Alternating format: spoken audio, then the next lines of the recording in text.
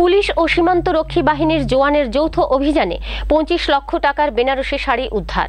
আজ ভোরবেলা এই শাড়ি উদ্ধারের ঘটনার সংবাদটি পাওয়া গেছে কমলপুরের সীমান্ত গ্রাম বিলাসছড়ার আমতলী এলাকা থেকে।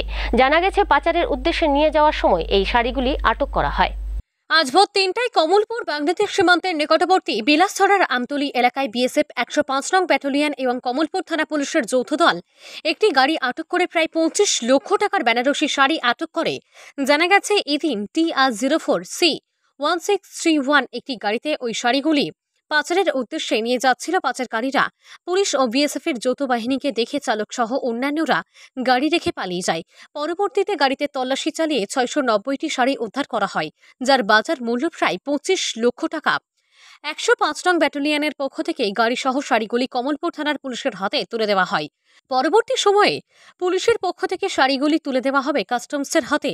এ ব্যাপারে বিস্তারিত জানান কমলপুর থানার ভারপ্রাপ্ত ওসি আলমগীর হোসেন।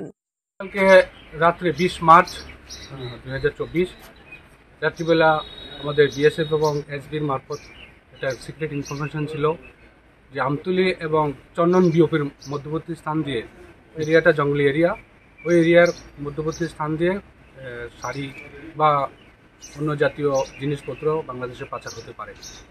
এই খবরের ভিত্তিতে আমাদের থানাতেও খবর আসার পর আমরা কমলপুর পিএস থেকে আমরা অফিসার এবং স্টাফ দিয়ে বিএসএফের সঙ্গে জয়েন্ট অ্যাম্বুশ করা হয়েছিল রাত্রিবেলা।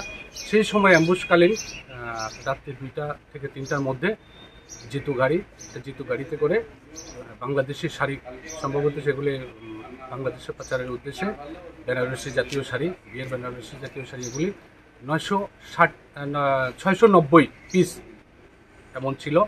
তো এই শাড়ি বাজার মূল্য কত হতে পারে? বাজার মূল্য নিয়ার অ্যাবাউট 25 লাখের মতো হবে।